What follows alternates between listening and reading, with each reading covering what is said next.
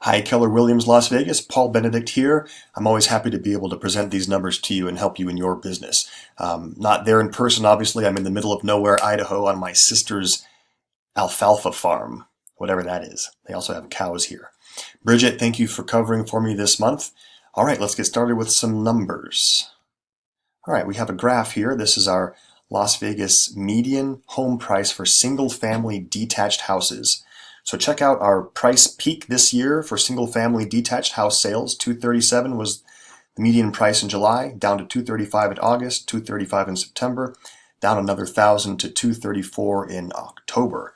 Could be seasonality. We'll see what happens in November once November is over with the median sales price there.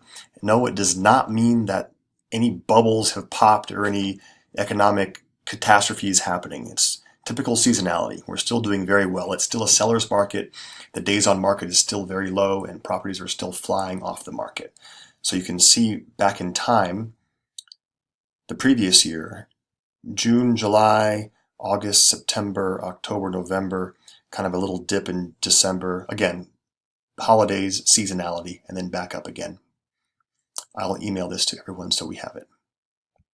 All right, next, back to our normal numbers report. All right, so the top line here, as we already mentioned, median price of a single-family detached house, 234. The median sales price of a townhouse, condo, any building that's under 5 stories in height carries a median sales price for October of $117,000. 5-story buildings and higher, vertical properties, carry a median sales price of $308 for October. Combine all those property types together in the greater Las Vegas area, and we have a combined median sales price of $215,000. We compare that to the national median home price of $234,000. Now, for those of you who haven't been coming to these numbers masterminds, the way that we get these numbers is by searching areas 101 through 606 in our MLS system. Now, that's everything within the Las Vegas Valley as a whole. So it includes Las Vegas, North Las Vegas, and Henderson, the 3 municipalities that we have. It does not include outlying areas such as Pahrump, Moapa Valley, Jean, and other areas outside the greater Las Vegas Valley. Neither does it include Boulder City. So it's just what's ever in the valley. All right. New construction pricing, we have delay there. We're trying to get more updated numbers, but as of August, the median new home price was $313,000. That was down just a touch from the month before. Price per square foot, this is very good to know. $127 a foot gets you a resale home in Vegas.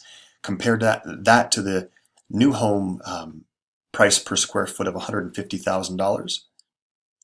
Now, the variance that I have here, this 40% variance between new and resale, I get that from the actual sales prices. So from this number, the difference between this number and this number, that's a 40% difference. So pay 40% more, you get to pick all your own upgrades, and you don't have anyone else's remnants in the house that you buy.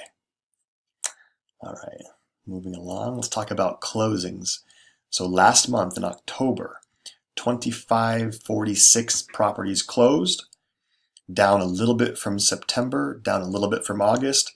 So August theoretically is the peak month for closings because that's the last month before the school season starts. So slight decline there and there, but we're still very strong. This is again just seasonality in my opinion. Out of this 2,546 number, 143 of those were bank-owned houses or REO. 132 of them were short sales and 2,271 were non-distressed properties.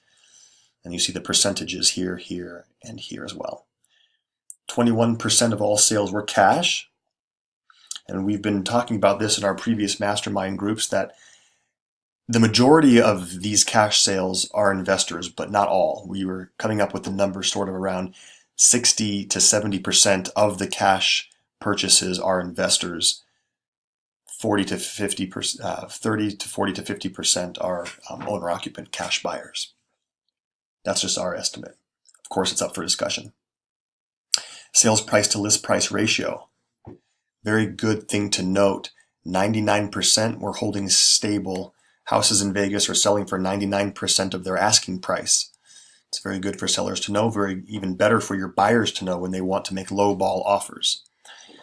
Another very good statistic here, 97.6%, or rounding up to 98%, is what houses sell for compared to their original list price. So on average, sellers are accepting the final offer at 98% of what their original asking price was. Little statistic, a factoid here for you. 1838 is the median square footage of a resale property in Las Vegas. 756 new homes closed back in August, and that's the most recent data that we have. And that's up from the month before, which is good. New home builders are really cooking, as I like to say. Inventory. As of this morning, just under 7,000 houses were listed for sale as of this morning. You can see back on 11/8, a little bit more was listed, and then back in October, a little bit higher number as well there. So typical declines. It's getting into the holidays. People are holding off. They think it's not a good time to sell, but actually it's a great time to sell because there's less competition for your seller client. So if your seller doesn't want to place their house on the market until after the new year, tell them, hey, if you list it now, there's less competition for you. Out of that number, 3% were bank-owned, 7% are short sales, and 90% are non-distressed. If we take this number here and divide it by how many sold last month, we have 2.67 months of inventory. So just a quick refresher, if no new houses came available today, it would take our market just under 3 months, 2.67 months, to absorb what is currently listed. It's also called the absorption rate. That's considered a hot market, a seller's market. Days on market. All right, so last month, on average, 20 houses sat on the market for 24 days. It's very low, very fast. And we have the days on market per price point under this bullet point here. So properties that were listed under $200,000 carried an average days on market of 17 days. Properties listed from $200,000 to $250,000 sat on the market for 18 days, and you can see how the days on market increases as the list price increases. Vacant homes sat for 26 days on average, owner-occupied homes sat for 20, and tenant-occupied for 23. New home permits. So builders are attempting to build 634 new homes in the coming months. That's how many permits were pulled recently. I believe that was the August number. I didn't put the month there, but that's August. Rentals. We're very, very happy to report that the rental price in Vegas has held steady for a long time. It's been hovering around that $1,250 to $1,300 mark. Rates are silly low interest rates there. All right. Bridget, you can facilitate some discussion, hopefully. I will email this to everyone. I have more yummy graphs and data and stats where that came from. Any requests for additional data, please send them my way. I love pulling numbers, pulling different comparative graphs and other analyses. So let me know what you want to see and we'll get more data for us to discuss next time. All right, thank you for watching. Happy Thanksgiving. Paul signing off.